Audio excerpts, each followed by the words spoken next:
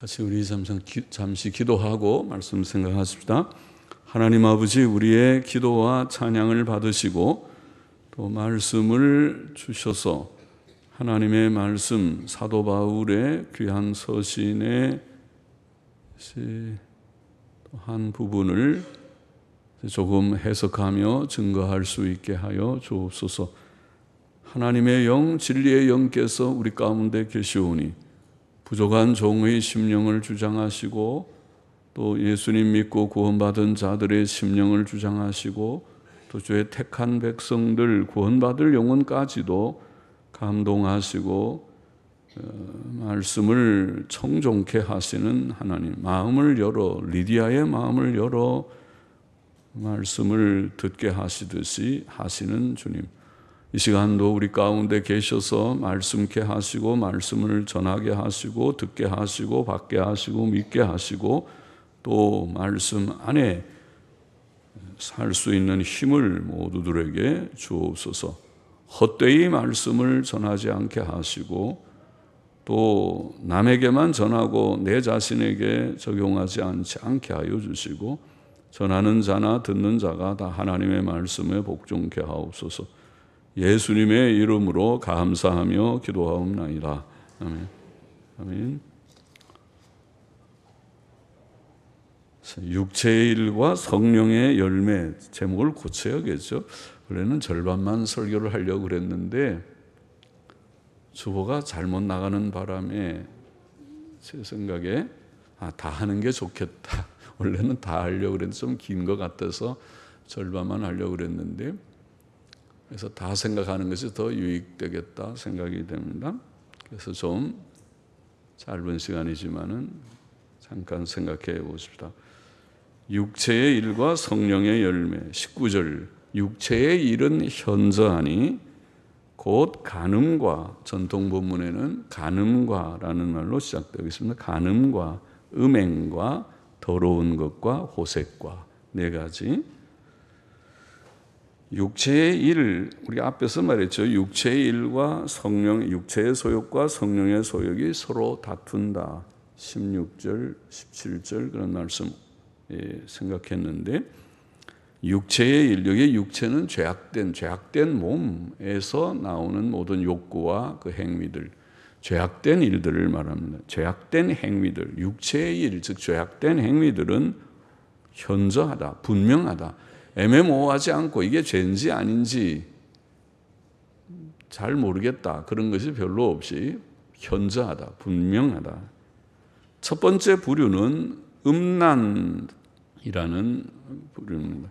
간음, 음행, 더러운 것, 호색, 네 가지 나와 있는 내용이 다 음란이라는 부류 속에 우리가 넣을 수 있습니다. 다 성적인 죄악들입니다. 그것은 사람의 죄악들 중에 대표적인 죄악입니다. 음란은 부부관계를 벗어난 모든 육체적 관계를 말합니다. 성은 하나님께서 창조하신 아름다운 것이지만 하나님의 창조 세계를 보면은 다 암수가 있어요. 이 동물의 세계도 그렇고 우리가 사람도 남자와 여자를 만드셨다 그래서 그냥 남자만 다 만들었다든지 여자만 다 만들었으면은 좀 어땠을까? 그런데 그러지 않고 남자와 여자를 만드셨다. 성은 남성, 여성, 이 성이라는 것은 하나님께서 창조하신 아름다운 것이지만 부부 관계에서만 사용되도록 의도되었습니다. 그러나 사람들은 몸의 욕망이 이끄는 대로 악을 범하였고 그것이 음란의 죄악입니다. 현대 사회는 매춘과 또 매춘과 불륜이 보편화되어 있는 매우 음란한 사회이며 TV나 인터넷 문명은 그것을 더 조장합니다. 그래서 우리가 사는 이 사회가 매우 위험한 사회입니다. 우리의 자녀들이 매우 위험한 상황입니다. 그런데 우리가 미국에 우리 아들이 살고 있으니까 집사람이 간혹 가서 미국의 손녀들이 지금 다 초등학생인데 걔네들은 핸드폰이라는 것이 없어요. 물론 이제 아이패드라고 얘네들이 이렇게 조그만 태블릿 PC 같은 것들을 쓰지만은 어린아이들이 쓰는 것은 딱 제한되어 있어서 인터넷이나 이게 자유롭게 접촉이 되지 않는 그런 어떤 거를 사용하는 것 같아요. 근데 핸드폰이 없어요. 우리는 아마 초등학교 핸드폰 가진 아이들이 많이 있을 것 같은데요. 그런데 그것이 유익이 없다고 그 사람들이 일찍 더 깨어 있는 것이 아닌가 그런 생각을 합니다. 이제 불필요하게 꼭 그런 것을 유익한 것도 있지 어디 있는지 찾고 하는데 또 위험할 때 사용할 수 있고 그런 점도 있지만은 그러나 유익보다는 해가 훨씬 많은 제 생각에는 완전히 성인이 되기 전까지는 별로 유익이 없는 것이 아니겠는가. 왜냐하면 스마트폰이라는 것은 들고 다니는 컴퓨터입니다. 그 속에 모든 인터넷 그런 자료들이 다 뜹니다. 그런데 그 자료들이 지금 말한 음란이라고 하는 현대적인 큰 죄악, 첫 번째 죄악에 다 노출되어 있습니다. 이것은 매우 심각한 문제가 아닐 수 없습니다. 음란에 대한 대책은 최선의 대책은 성경적 최선의 대책은 결혼과 건전한 부부관계뿐입니다. 결혼과 건전한 부부관계 그것이 최선의 대책입니다. 물론 그렇지 않은 독신자들은 그저 조심하는 것밖에 없습니다. 시험에 떨어지지 않도록 몸의 욕망을 자극하는 환경을 피하는 것이 지혜일 뿐입니다. 하나님께서는 이 음란한 사회에서 우리들이 음란을 피할 수 있는 방법으로 물론 결혼은 그 용도가 첫 번째는 아니지만 첫 번째는 서로 돕고 위로하고 두 번째는 자녀를 출산하는 중요한 목적이 있지만은 그러나 세 번째쯤의 목적으로 음란을 방지하는 의미도 있습니다. 20절 보십시다. 우상 숭배와 술수와 육체의 일의 두 번째 부류는 우상 숭배입니다. 우상 숭배는 더 근원적인 죄악이지만 음란보다 더 드러나지는 않는 것 같습니다. 우상은 하나님 아닌 것을 하나님처럼 가치 있게 여기거나 섬기는 것을 말합니다. 불교나 유교의 종교적 전통에는 우상 숭배적 요소가 많습니다. 특히 제사나 차례는 후손들이 조상에게 화를 받지 않고 복을 받고자 정성과 예법을 갖추는 행위이기 때문에 우상 숭배적입니다. 미신 혹은 샤머니즘도 우상 숭배적입니다. 전통 문화나 민속 문화 속에는 이런 요소들이 많습니다. 결혼과 취직과 승진을 앞두고 점이나 궁합 혹은 사주팔자를 보는 것이 그렇습니다. 천주교의 마리아 숭배도 우상 숭배입니다. 오늘날 사람들이 돈과 육신의 쾌락을 최고 가치로 두는 것도 우상 숭배입니다. 또 본문 보십시다. 원수를 맺는 것과 분쟁과 시기와 분냄과 당 짓는 것과 불리함과 이단과 투기와 살인과 전통 본문에는 살인과라는 말이 들어 있습니다. 육체의 일의 세 번째 부류는 싸움입니다. 원수를 맺는 것, 분쟁, 시기, 분냄, 당 짓는 것, 불리함, 이단, 투기, 살인 등의 악들은 다 이웃을 미워하고 서로 다투는 일이고 다투는 데서 나오는 일들입니다. 이것은 서로 사랑하라는 세 계명에 반대됩니다. 물론 정당한 싸움, 선한 싸움, 진리의 싸움이 있습니다. 성경은 우리에게 선한 싸움을 싸우라, 디모데전서 1장 18절 같은 말씀에 그런 교훈도 주었습니다. 의와 진리를 위한 싸움은 우리가 치루어야 할 선한 싸움입니다. 그러나 그런 싸움 말고 모모의 죄성에서 나오는 싸움이 있습니다. 남을 시기, 질투하고 미워하기 때문에, 혹은 자기 명예나 세상 권력이나 물질적 이익 때문에 하는 싸움이 있습니다. 우리는 성도들 간에 참된 거룩한 교제를 나누어야 하지만 파당을 만들고 다투는 일은 하지 말아야 합니다.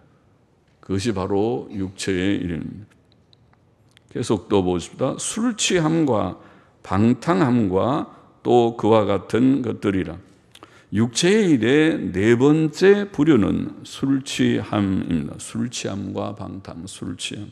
술 취함은 사람을 방탕에 빠뜨립니다. 마약도, 오늘날 마약도 마찬가지입니다. 술 취함이나 마약은 사람에게서 바른 정신을 빼앗아가고 사람을 비현실적 환각 상태에 빠뜨리고 사람이 책임 있는 인격자로 행동하지 못하게 합니다. 술이 가져오는 폐해들은 매우 큽니다. 술은 몸에 해롭고 살인, 강간, 교통사고 등의 사회적 해악이 크고, 그렇죠?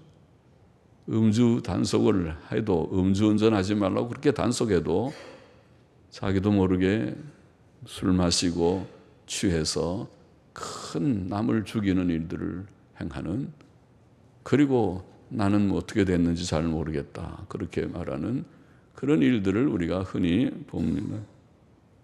또 경제적 낭비도 물론 큽니다. 성경시대에는 술이 어느 정도 허용되었지만 옛시대와 달리 오늘날에는 알코올 농도가 매우 높은 술들이 많이 생산되고 있기 때문에 술을 조금만 마셔도 취할 수 있는 가능성이 많아졌습니다. 그러므로 완전 금주는 여전히 좋은 전통입니다. 우리 그리스도인은 경건한 그 전통을 지켜야 됩니다. 완전 금주합니다. 계속 본문 보십시다. 전에 너희에게 경계한 것 같이 경계하노니 이런 일을 하는 자들은 하나님의 나라를 유업으로 받지 못할 것이요. 천국에 못 들어간다는 말이죠. 천국에 못 들어가면 그럼 어디 가나요? 지옥밖에 갈 곳이 없습니다. 성경은 천국 아니면 지옥밖에 가르치지 않기 때문입니다. 그러므로 이런 죄들을 지은 자들은 지금 말한 17가지의 네 부류로 나눈 17가지의 또 그와 같은 것들이라고 하는 여기에 언급되지 않은 것도 비슷한 그 부류의 것들을 포함해서 이런 죄들은 다 회개해야 되고, 이런 죄를 지은 자들은 다 회개해야 되고, 그래야 구원을 받을 수 있습니다. 사람이 이런 죄들을 회개치 않으면 지옥 형벌을 피할 수 없습니다. 또 구원받은 성도는 이런 일을 계속 행해서는 안 됩니다. 비록 때때로 넘어질 수는 있어도 곧 일어나야 됩니다. 7번 넘어져도 다시 일어나야 됩니다. 다시 일어나서 거룩의 열매를 맺어야 합니다. 우리의 구원은 죄로부터의 구원입니다. 성도가 진정으로 구원을 받은 자라면 그는 하나님께서 미워하시는 이런 죄악된 일들을 다 버려야만 합니다. 22절 보십시다. 오직 성령의 열매는 사랑과 희락과 화평과 오래 참음과 자비와 양선과 충성과 온유와 절제니 이 같은 것을 금지할 법이 없느니라. 열매, 성령의 열매라는 원어를 보니까 단수명사로 돼 있어요. 우리는 성령의 9가지 열매, 그래서 복수 같은데 원문에는 단수명사로 되어 있습니다. 이것은 성령의 9가지 열매가 한 열매의 여러 면인 것을 보입니다. 성령의 열매는 분리된 것들이 아니고, 지금 여기 9가지는 각각 분리된 것이 아니고 성령의 인도하심을 받는 바른 신앙생활에서 자연스럽게 맺어지는 한 열매의 여러 요소들이라고 생각됩니다. 성령의 첫 번째 열매는 사랑입니다. 사랑은 최고의 덕입니다. 천국은 서로 사랑하는 자들만 거하는 세계입니다.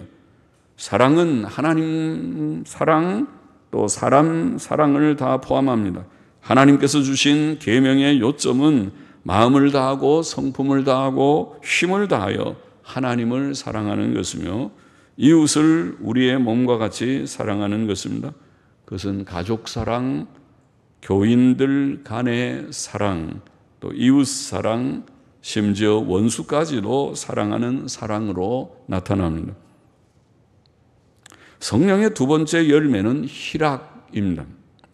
성도가 들어갈 미래의 천국은 기쁨이 넘친 세계입니다. 로마서 14장 17절 말씀.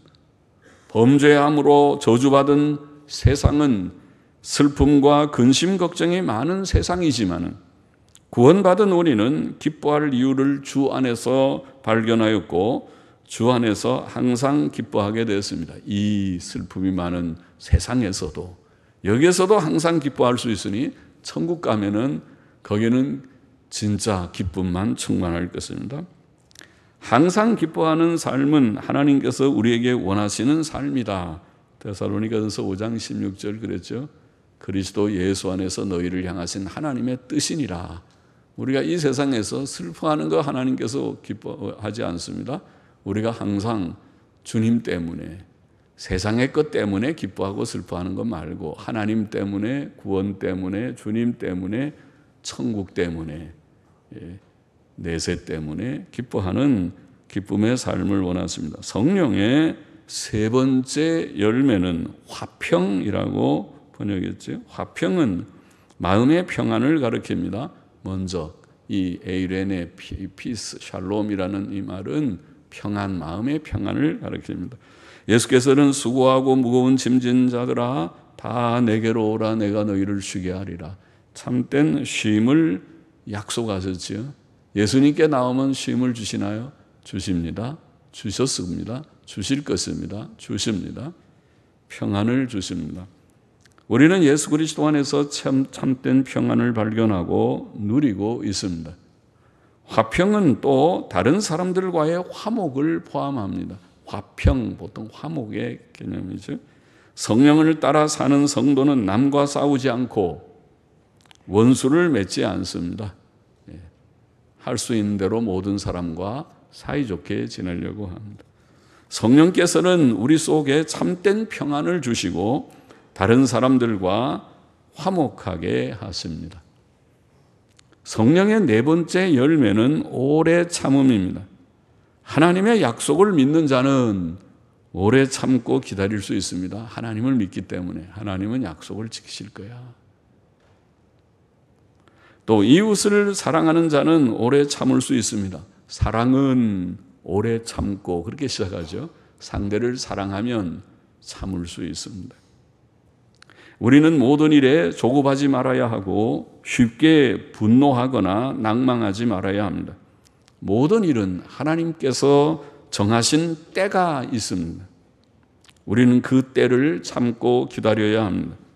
그동안 하나님께서 우리에게 어려운 일들을 주시는 것은 우리로 하여금 온전한 인격이 되게 하시기 위함입니다. 단련이죠. 훈련. 단련을 받아서 온전한 인격 만들기 위하여 고난도 때때로 주시는 것이다. 성령의 다섯 번째 열매는 자비입니다. 자비라는 원어는 친절함이라는 뜻입니다. 하나님께서 우리를 향해 친절하시고 자비로우시듯이 우리도 다른 사람들을 향해 친절하고 자비로운 마음을 가져야 하고 성령께서 우리 속에 주시는 선한 마음이 바로 그것이다. 친절하고 자비로운. 친절합니까? 친절한 사람들 또 남을 좀 불쌍히 여기는 그런 마음을 갖는 자들이 되셨습니까? 성령의 여섯 번째 열매는 양선. 양선은 선한 마음을 가리킵니다. 그것은 남에게 영육간에 해를 주지 않고 유익을 주는 마음입니다. 우리는 남에게 유익을 주고 교회의 덕을 세우는 언행을 해야 하겠습니다. 그것이 선한 것이죠. 남에게 마음의 상처를 주고 또 정신적인 육신적인 해를 끼치고 또 교회를 어지럽히고 파괴시키는 일은 선한 것이 아니죠. 성령의 7번째 열매는 충성입니다. 충성이라는 피스티스라는 말은 믿음이라는 단어인데 여기는 충성이라고 번역했습니다. 충성은 믿음이 충만하여 믿을 만한 상태를 가리킨다고 하겠습니다. 그렇죠? 같은 믿음이라는 단어가 어떤 데는 충성이라는 개념으로도 쓰입니다. 사람에게 있어서 신임성이라는 것은 매우 중요한 덕입니다. 아무리 많이 배우고 재능이 뛰어나도 믿을만하지 못한 사람은 무슨 일에 쓰임을 받기 어렵습니다. 맡은 자에게 필요한 덕은 충성이다. 고린도전서 4장 2절에 그런 말씀이 있죠. 또 우리는 하나님 앞에 죽도록 충성해야 된다. 계시록 2장 10절에는 그런 말씀도 있죠. 충성은 참 우리가 하나님 바로 믿는 자는 또 주님 앞에서 믿음으로 살고자 하면 끝까지 죽도록 충성하는 믿음에 충만한 사람들이 되어야 하겠습니다. 성령의 8번째 열매는 온유입니다. 온유라는 원어는 온유 혹은 겸손이라고도 번역되는 말입니다. 교만은 하나님께서 미워하시는 첫 번째 악, 잠언 6장 17절에 그랬죠. 하나님이 미워하시는 6, 7가지 악이 있는데 첫 번째는 교만한 눈, 그렇게 시작했어요. 교만이다. 교만한 마음은 눈에 그것이 나타나고 그 사람의 눈빛을 보면 교만한지 겸손한지 알 수 있다는 뜻이니까 두렵습니다. 우리의 눈은 어떤지, 제 눈은 젊을 때부터 무섭다고 그랬는데 제 눈이 정말 온유한 겸손한 눈빛인지 두렵습니다. 그런데 하나님이 미워하시는 첫 번째 죄가 교만이다. 교만을 미워하십니다. 우리는 교만을 버리고 모든 종류의 교만을 버리고 예수님의 품성, 예수님은 나는 마음이 온유하고 겸손하니 내 멍에를 메고 내게 배우라, 그런 말씀하셨죠. 주님의 온유와 겸손을 우리가 배우고 그 덕을 가져야 하겠습니다. 성령의 9번째 열매, 마지막 열매는 절제입니다. 절제는 우리의 삶의 여러 면에 관계되죠. 이것은 1차적으로 술이나 오락에 적용되지만 그것은 우리의 감정이나 시간과 물질 사용에도 적용됩니다. 하나님께서 주신 정당한 욕구나 즐거움은 죄가 아니지만 그것을 과도하게 추구하거나 거기에 빠지는 것은 죄가 되죠. 나쁜 것입니다. 잠언 16장 32절에는 그런 말씀이 있죠. 노하기를 더디하고 자기의 마음을 다스리는 자는 성을 빼앗는 용사보다 낫다. 그런 말씀이 있어요. 사람의 감정을 다스리는 것이 참 어렵다. 그래서 노하는 것을 다스리는 그런 정도의 절제심이 있으면, 자기 통제력이 있으면 훌륭한 사람이다. 성을 빼앗는 용사보다도 훌륭한 사람이다. 그렇게 말했어요. 우리가 볼 때는 성 빼앗는 것이 훨씬 어려워 보이지만은 그렇지 않다. 자기 마음 다스리는 것도 그보다 적지 않게 중요하고 어려운 일이다. 절제의 덕을 말씀하는 것이라고 봅니다. 23절 끝에 이 같은 것을 금지할 법이 없느니라는 말은 이 같은 것을 율법이 거스르지 못하느니라는 뜻입니다. 성령의 열매는 율법에 반대되지 않고 오히려 일치된다는 것입니다. 성령의 열매는 실상 율법의 성취입니다. 우리는 성령을 따라 행함으로 율법의 요구를 이루게 됩니다. 그러므로 로마서 8장 4절에는 육신을 쫓지 않고 그 영, 곧 성령을 쫓아 행하는 우리에게 율법의 요구를 이루어지게 하려 하심이라, 그런 말씀도 있습니다. 24절 보십시다. 그리스도 예수의 사람들은 육체와 함께 그 정과 욕심을 십자가에 못 박았느니라. 그리스도 예수의 사람들이란 구원받은 사람들, 곧 그리스도인들을 가리킵니다. 그들은 예수 그리스도의 피로 구속받은 자들이며 그에게 속하고 그와 연합된 자들입니다. 그들은 육체와 함께 그 정과 욕심을 십자가에 못 박았다.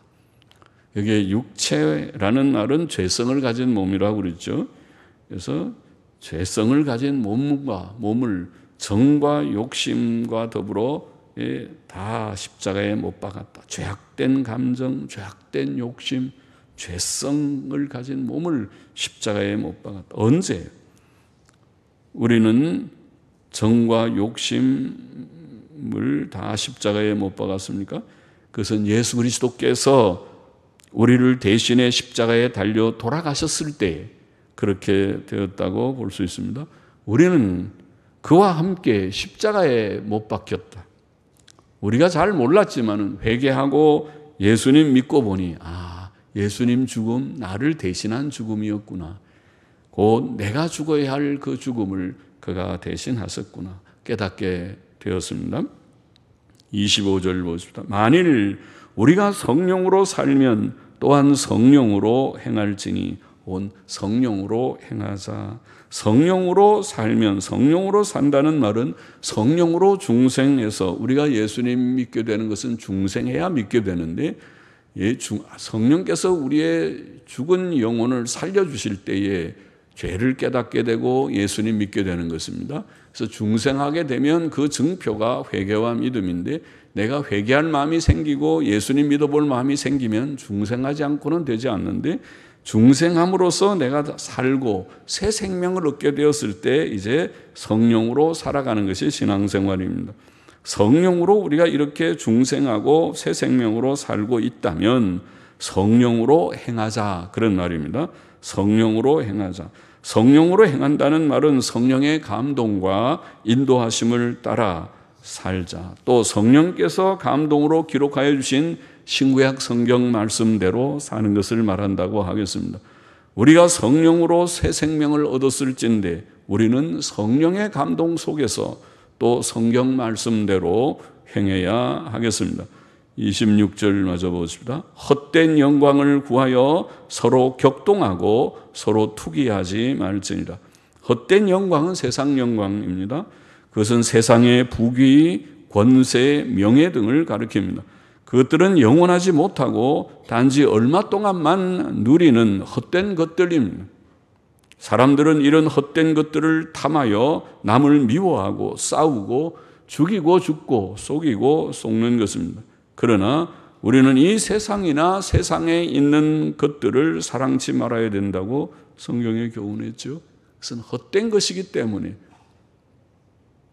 우리는 오직 하나님의 뜻을 행하는 자들이 되어야 합니다. 오늘 본문의 교훈을 정리해 보십시다. 첫째로 우리는 육체의 일들을 회개하고 버리고 멀리해야 된다. 분명하게 말씀. 육체의 일은 현저하니 분명한 것이니 17가지의 일들을 여기에 열거했습니다.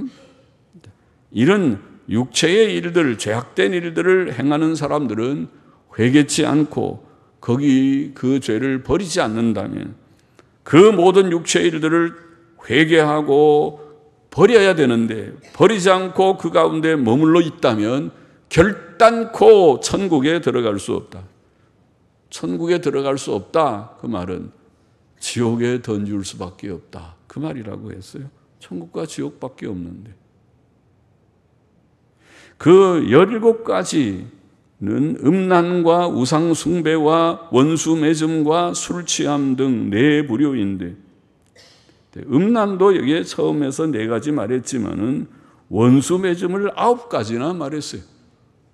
사람의 죄 중에서 음란도 큰 죄요. 또 우상숭배도 큰 죄요. 그리고 무엇보다 인간관계에 있어서 서로 싸우고 다투고 미워하고 죽이고 죽는 이것이 큰 것이로구나. 예? 그리고 술 취함, 방탕 이런 것들을 언급했습니다. 우리는 이런 죄악된 일들을 철저히 회개하고 우리 믿는 사람은 그런 거 없어야 되지만 우리 속에도 죄성이 남아있으니까 이런 것들이 혹 있을 수 있습니다. 이런 것들을 철저히 다 회개하고 버려야 되고 멀리해야만 합니다. 그것이 첫 번째 중요한 교훈이고 둘째로 우리는 성령의 열매를 맺는 자들이 되어야 한다고 분명하게 교훈했습니다. 구원받은 성도들 속에는 성령께서 오셔서 영원히 거하시고 그들을 감동하시고 지도하셔서 바른 길 가게 하십니다. 성령의 열매는 사랑과 기쁨과 평안과 화평, 또 오래 참음과 친절과 선함, 그리고 믿음과 충성과 온유와 절제 등의 덕성이라고 분명하게 말씀했습니다. 그런 것들이 많이 맺혀지고 있습니까? 우리 자신을 살펴보고 내 속에 죄성은 다 육체의 일은 사라져야 되고 내 속에 이 아름다운 성령의 덕성들, 성령의 선한 열매들이 맺혀져야 된다. 사람의 가치는 세상 지식이나 돈의 많음이나 사회적 신분에 있지 않고 경건과 도덕성에 있다. 수없이 제가 증거했습니다. 경건과 도덕성에 있다. 하나님을 알지 못하는 자는 가치 없다. 도덕성이 없으면 인간도 아니다. 짐승하고 다를 것이 무엇이냐? 짐승과 차이가 도덕성인데 하나님을 알고 경외하고 도덕적인 것이 인간의 인간된 가치다. 그거 없으면, 경건과 도덕성이 없으면 사람은 그렇게 가치 있는 존재가 아니다. 성도의 가치는 무엇인가? 그러면 성도의 가치는 그의 믿음과 성화의 정도라고 하겠습니다. 특히 오늘 말씀한 성령의 열매를 맺는 인격과 삶에 성도의 가치가 있다. 그분이 얼마나 성도다운가 하는 것은 바로 여기에 말한 성령의 열매가 그의 인격과 삶에 얼마나 나타나고 있는가, 그 정도일 것입니다. 그것이 많이 나타나면 훌륭한 성도일 것이고, 그것이 적게 나타나면 아직 어린 영적 상태에 있는 자일 것이고, 전혀 나타나지 않는다면 그는 중생하지 못한 자가 아닌가 의심이 드는 자일 것이다. 정말 중생한 자라면 이제는 성령의 인도함을 따라 살게 되니까 성령의 열매를 조금씩이라도 맺게 되는 것이다. 정도의 차이가 있습니다. 여러분은 어느 정도 성령의 열매를 맺고 있습니까? 우리의 인격과 삶은, 성화의 우리의 정도는 어느 상태에 있는가? 우리는 헛된 세상의 영광을 구하는 자가 되지 말고 성령의 감동과 인도하심 속에 성경 말씀을 다 믿고 성경 교훈을 행하여 성령의 열매를 맺는 성도가 되어야 하겠습니다. 저는 오늘 이 시간에도 여러분에게 아직 예수님 알지 못하는 분 혹은 믿음이 없는 분이 혹 있다면 여러분에게 초청하기를 원합니다. 예수님 믿고, 이 지금 말한 오늘 이 말씀에도 분명하지만은 우리가 육체의 일로 가득한 이 세상 속에 우리가 살고 있는데, 이 모든 일들을 버리고, 육체의 일들을 버리고 예수님 믿음으로 죄 사함 받고 의롭다함을 받고 새 생명을 받아 새 삶을 시작하라는 것이 하나님의 초청입니다. 복음의 초청입니다. 구원의 초청입니다. 그렇게 되기를 바랍니다. 예수님 믿고 새 사람이 되기를 원합니다. 새 삶, 소망 있는 천국을 소망하는 하나님의 백성이 되기를 원합니다. 기도하십시다. 하나님 아버지, 육체의 일을 다 깨닫고 버리고 성령의 감동과 감화와 인도하심과 교훈과 또 책망하심과 격려하심을 받아서 성령의 아름다운 열매를 맺는 아름다운 덕을 소유하는 저와 우리 모두가 되게 하여 주시고, 또 혹 아직도 주를 알지 못하는 분이 우리 가운데 계시다면 주님께서 은혜를 주셔서 마음을 열어 하나님께로 나아와 예수님 영접하고 구원받고 복된 삶을 시작하게 하여 주시기를 원하옵고 예수님의 이름으로 기도하옵나이다. 아멘.